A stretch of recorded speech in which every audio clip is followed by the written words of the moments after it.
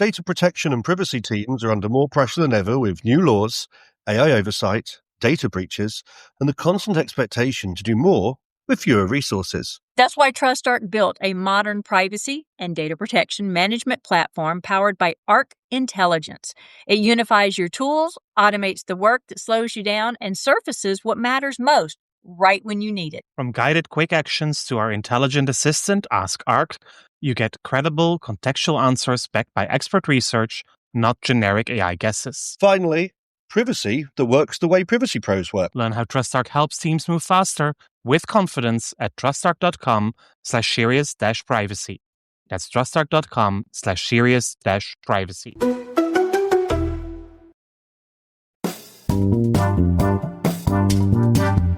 This is Serious Privacy. Here are your hosts, Paul Breitbart and Kay Royal. My name is Paul Breitbart. And I'm Kay Royal, and welcome to Serious Privacy. So, okay, Paul, I'm on the road this week. I'm in South Carolina visiting my daughter, so I am looking for an unexpected question. And the first one that pops up, I think, is stupid. So I'm not going to ask it. I'll tell you what it is, but we're not going to ask. Do you fold your pizza? See, that's stupid. Okay, what fictional family would you most like to join? Oh, the first that springs to mind is the Weasleys, and I'm not sure whether I agree with that or not, but it seems like a nice, comfortable, warm home, so something like that. Yeah, why not? Why not? I want to join the Dukes of Hazzard. I want to join their family. They got a cool car that jumps everything in sight, you know? General Lee goes over everything. Well, and some people believe that can actually happen outside Evel Knievel, so... I mean, he showed that it can be done, so I mean... Yes, just the average country boy. So after a week in Latin America, we are back at looking at the transatlantic relations. Yes, and I hear that people in Europe just aren't really liking this construct we're creating out of thin air. You mean this patchwork that you were trying to build in the US of contradictory laws that do not apply to us anyway? Right? Lord help us. Okay, what was the newest ruling or opinion we got? It was the European Data Protection Board. Well, the European Data Protection Board has released some guidance on facial recognition, still saying it's generally a no-go. We are waiting for a decision that should be published this week by the Irish Data Protection Commission regarding the Meta case. So this is still the fallout of the Schrems decision. And allegedly, the Irish DPC, following the consistency procedure and also the dispute resolution of the European Data Protection Board, is now getting ready to impose a ban on international transfers for Facebook, as well as a record GDPR fine. And to recall, the record fine to date is 746 million euro. That's the fine imposed by the Luxembourg DPA on Amazon, around 800 million US dollars. And apparently this fine will be higher than that, according to people with knowledge of the draft decision as it goes. That is significant. It is significant. So it could be around $1 billion. It could be just over $1 billion. It's going to be a serious sanction with the data transfer ban included. We do not know yet how much time Meta will be given to comply with that data transfer decision. That could be a couple of months, maybe just enough to have them scrape by with the new thingy being applicable and then granting a new legal basis for data transfers. And also, again, according to people who have seen the draft report, the ban would only apply to Facebook and not to other Meta services like Instagram or WhatsApp. Okay. Interesting. Now, whatever did happen, did the Irish DPC actually file a suit against the other data protection commissioners or agencies? Yeah, that suit is still pending. Okay. That's a court case before the court in Luxembourg, so the European Court of Justice, and that is still pending. Takes a little while. And of course, probably by the time this episode comes out, everybody will have seen the details of the Irish DPC decision, given that we won't release until, what is it? Next week. Yeah, that will be on the 24th of May. So also the final day in office, or almost the penultimate day in office for Andrea Jelinek, who will then be replaced on the Right. 25th. 25 May at 1 p.m. Central European Time at CPDP. There will be a press conference to announce the new chair and first vice chair of the EDPB, together with the outgoing chair, Wonderful. Andrea Jelinek. So by next week, Thursday, the 25th of May, 5 years after the GDPR went into effect, we will know who will be the new EDPB chair. My best guess will still be the Finnish DPA. There you go. Fingers crossed. It's going to be what it's going to be, people. So that's what it is. But we'll all tune in to see who gets the coveted position, because that's going to be exciting. And regardless, even if they stick to the same ideology, it's still going to bring a change. Always going to bring a change.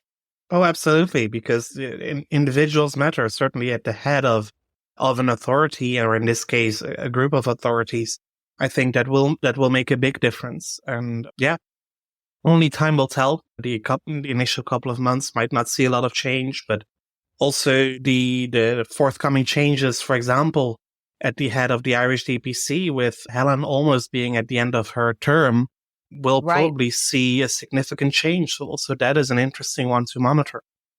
Yeah, absolutely. So yeah, a lot of interesting. So nothing really earth-shattering happening recently or upcoming. I mean, the Facebook or the Meta decision could be, but a lot of, I can't say little things, smaller things that are moving ahead, marching unrelentlessly to see some changes coming about. So it's interesting that some of these weeks we have very little movement. Some of these weeks we have huge movement. Some of these weeks are like this one, that things are just moving forward.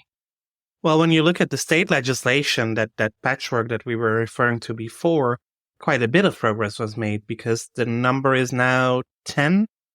10, not all of them have been signed by the governor.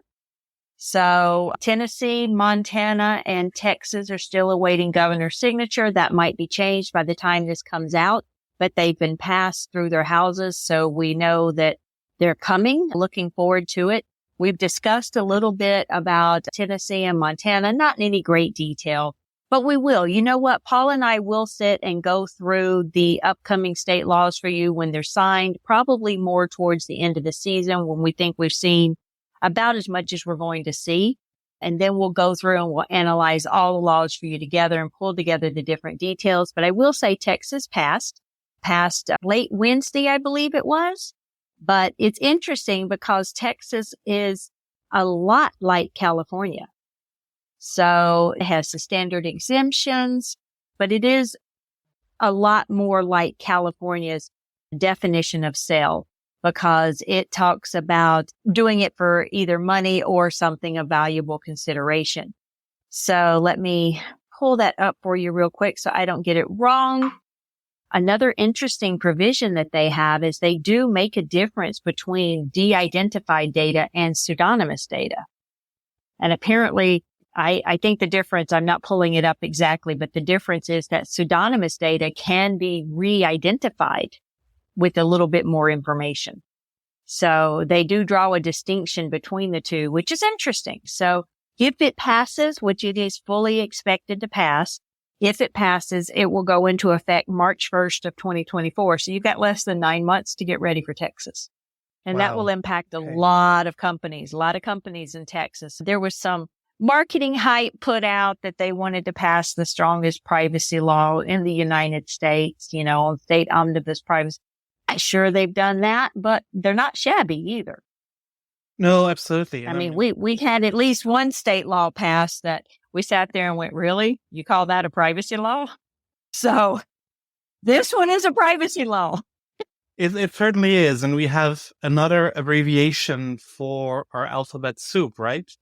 Yes. They call it the TDPSA. Oh, is Texas it the Data Privacy and Security Act? The TDPSA. The TDPSA. Somehow my first association with that abbreviation is tedious. But let me see who qualifies. Applicability. conducts business in the state, processes engaged, is not a small business. It does not have the revenue amount. But you might recall that earlier, Texas had proposed privacy laws that were right along the lines of the CCPA using the same language.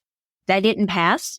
So this year when they reintroduced it, and this may be along the lines of what they reintroduced last year, they did deviate away from California, more in line with a lot of the other states using the same languages as other than business and service provider. The sale of information is like California's. It does refer to selling data for something of valuable consideration, not just money.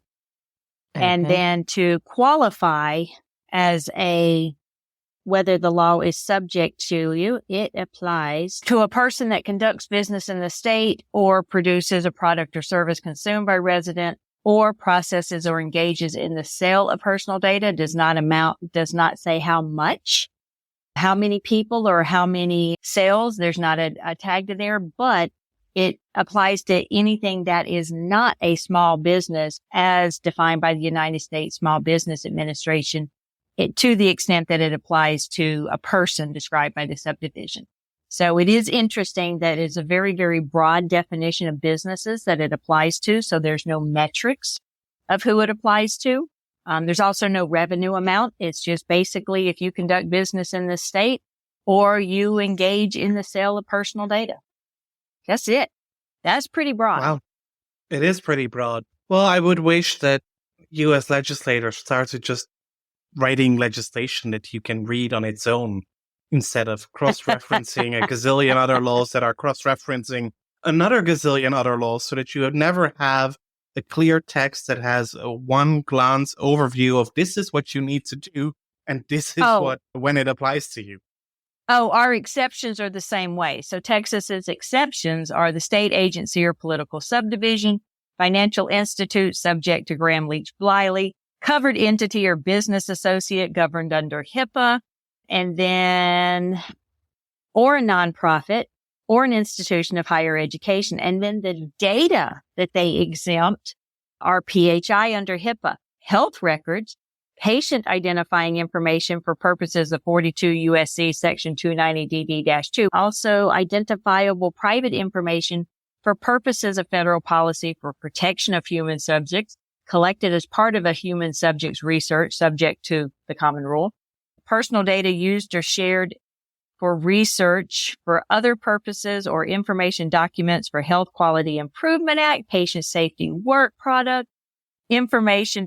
It's a ton of exemptions. So to hurt your little European heart, there are probably more exemptions than there are things that it applies to. It also exempts FERPA and all that good stuff, blah, blah, blah, blah, blah. So it is very broad, except when it's not. Exactly. So also doesn't apply to, let's see, hold on. I think it exempts B2B data. Is that what number 15 is? Yep. Data processed or maintained in the course of applying to, be employed by, or acting as an agent or independent contractor of a controller, processor, or third party to the extent the data is collected and used within the context of that role. So you have 15 pages, I'm exaggerating, of exemptions in here. I'm not exaggerating by much, of exemptions in here as it goes into that. So most everything else in the So Texas basically law, is a Texas big cheese privacy law. Yeah, exactly. More holes than actual substance. Exactly. It's interesting. But the TDPSA, is that right? Texas Data Protection and Security Act, TDPSA? Yeah, the TDPSA. The tedious. Yep. So nothing earth-shattering there. I think that's the move we're going to see a lot of state laws go to now, that you're going to see the sale of definition is still going to vary, whether it's for money or whether it's for something also of valuable consideration. Being subject to the law is always going to be limited to those doing business in the state or directing products or services at their residence. But it's going to have a lot of exemptions, and the exemptions are very, very, very broad. So we're going to start seeing a little bit of differences between the state laws, like Texas's, the difference between pseudonymous and de-identified data. We're going to keep seeing a few little differences in the definition of sensitive data and what you might have to do to get consent or allow people to opt out of targeted advertising or anything. You got some consistencies and you got a whole lot more inconsistencies that are just little bitty nitpicking things between each state. Yeah, and it will be hard to find alignment between all of them if you do a 50-state business in the US, and Which need to many comply do. with all of them, and many companies do indeed. Or even right now, a 10-state business would already be enough to give you a lot of headaches. Yeah. And especially for smaller companies that are just over the threshold of being a small company under the Small Business Act, it will be fairly impossible to comply without a lot of outside counsel resources for which they do not have the budget. That is true. And I will say that one of the things that is interesting is that there are still companies I've noticed that right now don't give you data rights in the United States under state laws unless it's California or Virginia. I mean, they flat out tell you don't have any rights here unless you're in California or Virginia. So that seems to be very few and far between, which may be why it is sticking out to me that they have that. But, I just don't see how that's a manageable process. How can you possibly manage a cohesive, consistent, data rights program if you don't have that? Some of the other things that we've had come through in the United States are not near as interesting as that is. I mean, I can give you a little bit of update on HIPAA. They've got their request for comment still out on the reproductive rights. So if you have an opinion on that, please go look at it. They just did their fourth enforcement action under HIPAA. This one was with a business associate because they had an unprotected data transfer protocol available online. So the health information of about 230,000 individuals were left unsecure and accessible on the internet. They came to a settlement for about they came to a settlement for $350,000 and then also a corrective action plan. So just know you're not going to get away from the reach of the OCR, whether you're a covered entity or a business associate. There are several. This is their fourth for the year. By the way, if you don't know under HIPAA, I think we mentioned it on one of the previous ones, but also their discretion enforcements that they had put in place over COVID came to an end, I believe on May 11th. They are giving covered entities and business associates 90 days, so through August the 9th, to come into compliance. So just make sure that if you made some exceptions over COVID, you need to go back through and follow back up on those and make sure that you're actually getting that covered. Getting all your I's dotted and your T's crossed. Very good. What else do we have? Okay, so back on your side of the pond, I know you've got some news moving as well, other than what you just mentioned. I mean, we've got the AI on both sides. Yeah, we've got AI on both sides, and I think that's a topic to talk about because, well, first of all, there is a big discussion going on. Is AI privacy? Is privacy AI? Should data protection lawyers become AI lawyers? Yes or no? Omer Tene is very clear in his post that data protection and privacy is not the same as AI legislation and that there are much more issues to consider, which is true. But you cannot do AI without using personal data to train it. So it is a topic that we need to focus on as well. I mean, you and I sat through all the talks in Washington, D.C. at the summit. We've now also seen that the IAPP has launched the AI Governance Center. And I'm so excited for that. They will have their own conference, I think, in September or October. So it will be an AI summit coming later this year. Yeah, the annual conference in Boston, early November 2023, bringing the world's top AI governance thought leaders together for 2 days of deep discussions and sharing of ideas. Of course, there is also an AI Governance Center advisory board that has been established. But that is not the main development these weeks. No. We've seen yesterday, which was Tuesday, May 16th, a hearing in US Congress where the CEO of OpenAI, I think the leading generative AI company, Sam Altman, he testified before the Senate Judiciary Subcommittee on Privacy, Technology, and the Law. basically calling for legislation because AI is getting out of hand. Yeah, And I think that's very rich for the I think it CEO is. of a company that makes AI go out of hand, calling for legislation to restrain himself. Then maybe you should Maybe rewrite your code to restrain your AI. Because if you cannot do it yourself, how do you think that the government will be able to? they don't have the knowledge that you have, right? Well, we've all seen the questions asked to Mark Zuckerberg in the Senate and Congress Right. hearings. Lord help us, that's going to get out of control itself. But I will say one of the interesting things is this debate that's coming up about privacy lawyers. Stop. You don't need to control AI. It's not a privacy issue. Okay, it is a privacy issue. It's just not completely a privacy issue. It's a new technology privacy issue or a new technology innovation issue. If you look at emerging technologies, there are invariably privacy issues that come up with it. Facial recognition technology, privacy issues. You're like, oh, but that's vastly different because someone's face is intensely personal, whereas generative AI isn't necessarily intensively personal. Okay, look at cybersecurity legislation. You don't have much of that, but yet that is a privacy issue as well because most of the laws that prescribe what you need to do for security are contained in privacy laws. So there is a lot of overlap. Do I think privacy lawyers need to be regulating AI? No.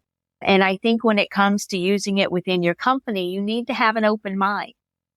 This is one of those things that if you don't find a way to incorporate it into your business processes, and yes, I am the first one to say it is a solution in search of a problem. Mhm. Absolutely. I think everybody's trying to find a way to use AI. Your competitors are going to. That's what it's going to come down to. So if you find a way to see the pros of it and then make sure that you can mitigate the cons of it, you can control the types of data that go in it and be very careful. Most of the data that's going to go in it might not be personal data. It might be your trade secrets. It might be your Exactly. patent information, your invention. So it's not just Well, we've seen that privacy. already at Samsung that put an immediate halt to the use of generative AI because business confidential information went into the training models. Mhm.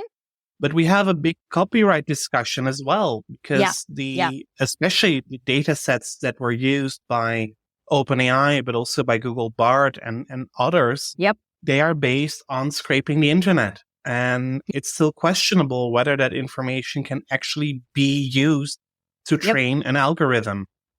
Yep. Yeah, in the US, they Maybe. claim fair use. In the Europe, they claim the exception on scraping for training purposes. But in both situations, you also need to respect copyrighted data that is clearly marked as such. For example, in the robot.txt files. And there are Just because it's published doesn't mean it's free to use. No, and there are examples where it is clear that the copyright has not been respected. So by just using Gen AI, whether it is via ChatGPT or via DALL-E or via Copilot in GitHub or any of those other models that are based on the OpenAI dataset or on Google Bard, it might be very difficult. You might be opening your company.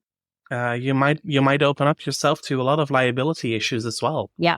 For nothing else, then there's going to be class action lawyers out there that are going to look for a reason to be able to sue the companies for knowingly bringing in protected information and using it for their own business purposes, which has nothing to do with privacy. Nope. Let's be honest. So we agree. Nope, we agree. It's not that AI should be regulated by privacy attorneys. It's the fact that privacy attorneys need to learn what they need to do for AI. Exactly, because it will influence our work for a very large amount in the next couple of months and years. And I also do agree with OpenAI CEO that we do need some legislation. I just think it's too late to have legislation that prevents the things that they are doing because the models are already there. So it is up to them to ensure also ethical business processes. Yeah, it's not that the horses are out of the barn. It's the fact they're out of control. Yeah, exactly. And luckily, there is some movement on legislation. The European Parliament earlier this week adopted a compromise text on the European artificial intelligence text that will now need to be negotiated with the European Commission and the EU member states. So a final agreement on the law is expected for the start of 2024. But from this law, it's clear that Europe also wants very responsible use of artificial intelligence, including the use of generative AI, because that would need to comply with additional transparency requirement, like disclosing content generation via AI. But this law goes beyond that. It also, for example, prohibits the real-time remote biometric identification systems in publicly accessible spaces. So no law enforcement using biometric identification on market squares. Also, biometric categorization systems using sensitive characteristics like gender or race or ethnicity will not be allowed. Predictive policing systems will not be allowed. Also, emotional recognition systems in law enforcement, or for example, for border management or at the workplace and in an education, would not be allowed. And there will be, we all know the data protection impact assessment. There will also be an AI impact assessment required for high-risk processing, which will include anything to do with biometrics, anything related to the management and operation of critical infrastructure, anything related to education and vocational training, anything related to the workplace, including self-employment, but for example, placing targeted job advertisement, and also the access to and enjoyment of essential private services and public services and benefits, and then the whole range of things for law enforcement and migration and asylum processes and the judiciary. For all of those, it is not said that you cannot use AI systems, but they are by default classified as high risk, meaning that you will need to conduct an impact assessment and mitigate those risks before they can be deployed. Right. One more thing that I've seen today is the annual report of the Dutch Data Protection Authority. And that in itself is not so excited. They didn't even put a press release out this year. So apparently also they don't think it's earth-shattering, or maybe the press release still has to come. This is the non-earth-shattering week in privacy. Yeah, there we go. We have our title. So when I look at the report, I was curious to see if we could learn something about the enforcement action that they have done last year. And I've been looking at the same kind of information in other reports from data protection authorities over 2022. If we look, for example, in the Netherlands, they received in 2022 a total number of 13,113 complaints, which is about 6,000 less than in 2021, which in itself might be a good sign. They also said that they have received 172 cross-border claims where they were the lead authority, and many of those should have been concluded by now. If we look at the total number of investigations that have been concluded in 2022, there were 19 and 22 in the year before. 17 international investigations in 2022 on top of the 19 national ones. That sounds like a low number. No, investigations, those are the big ones that take a lot of time. Okay. Most of them is dealt with in the complaints handling phase. So with a quick investigation, a warning letter, a phone call, things like that. Okay. So to have about 20 large-scale investigations, I think that's a fair amount. Also looking at the effort that it takes, the volume of staff that they have. But if I look at the publications list over the past couple of months, that's a lot lower. And especially all those 10,000 complaints that have been resolved, there is nothing known about that. And that Are is they not trying just, to fly under the radar? No, not so much. I think it's just a matter of not going public because they also want to protect the complainant and the complainee. They don't want to release all the information. Okay. But it is a problem I have actually with all the data protection authorities here in Europe. At the moment, they do not publish enough of their results. We get a lot of guidelines from the EDPB that are abstract and theoretical, but we do not get the day-to-day interpretation of the national data protection authorities on why something was a breach of law or wasn't a breach of law.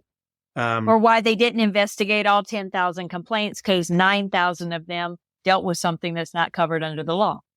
Well, that could also be, but I would want to see much more detail on that because it is something that all of us in this field can learn from. And it's not for the first time that I notice this or that I talk about this, but I want to learn from what others do right and what others do wrong. If there is a bigger investigation, I want to understand, okay, so what are the consequences of this for others in the same industry? What can others learn from this?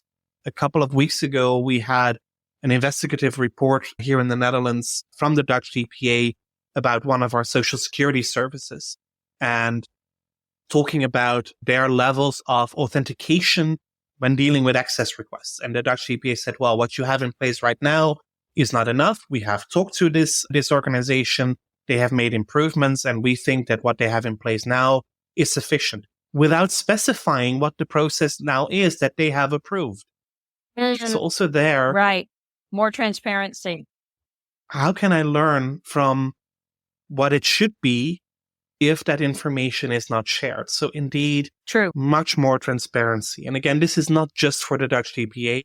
I think there is also a task here for the European Data Protection Board. They have this cross-border case register that has not been brought up to date since the end of December of last year.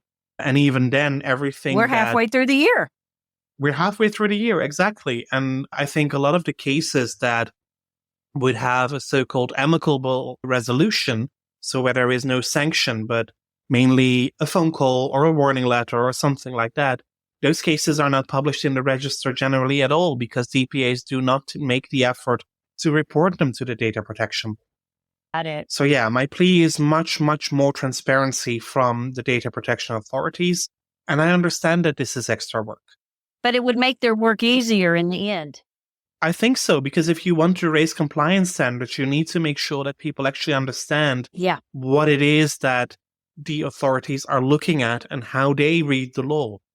And it is not out of the ordinary, because earlier this year, the Dutch Tax Authority actually announced a public register where they will publish all their assessments on a case-by-case basis, of course, fully anonymized, of how to interpret tax law.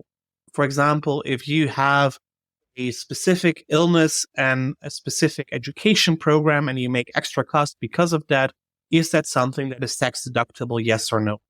And it might only be 2 or 3 people who have the same combination of circumstances that for whom this would be relevant. But then they can see, okay, so if I have this and this and this and I meet those criteria, then yes, this is tax deductible or not. Right. And I would wish that data protection authorities do something similar. Well, that goes along with my philosophy. Effectuate change. Yeah. Our job is not to issue policies. Well, it is, but I mean, it's not just to issue policies and guidelines. Our job is to effectuate change. And if you're not effectuating change, then you need to assess what you're doing and figure out how to change what you're doing. Exactly. And it sounds like that if they put the extra work into publishing these transparency reports, they might actually reduce their work in the long run. But not only that, make things better, protect personal data better, because now companies will have an idea of what it is they're actually supposed to be doing. Yeah. Yeah. I agree with you. Well, thank you. Let's do it, Paul. How do we get this to the ears of the people who need to see it? Well, probably we should go to Bermuda and talk to all the data protection authorities during the Global Privacy Assembly. There you go. Tell them, make it happen. Make it so.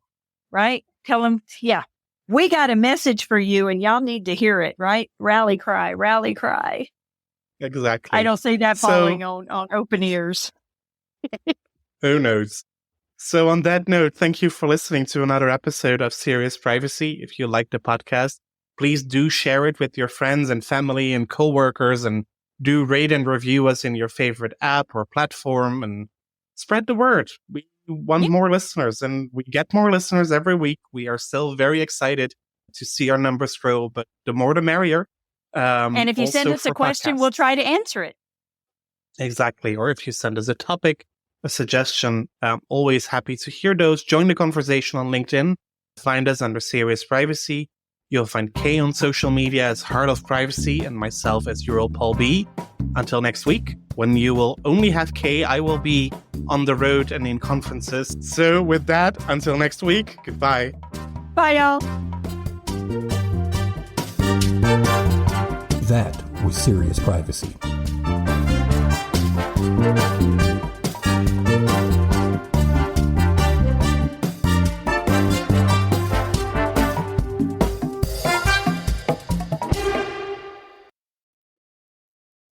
If you're a data protection or privacy professional, you already know the pressure. Non-stop regulatory change, AI oversight, internal demands, and the expectation to somehow stay ahead of it all. And the old patchwork of tools just isn't cutting it anymore. No, that's why TrustArc created a modern privacy management platform powered by Arc Intelligence. The TrustArc platform brings your workflows, evidence, research, tasks, and applications all together in one unified and intelligent workspace so you don't waste time digging, clicking, or context switching. With Ask Arc, your privacy assistant, you can ask plain language questions about laws, jurisdictions, or even your own program data and get credible, cited answers based on NIMBY research and more than 1,000 global laws.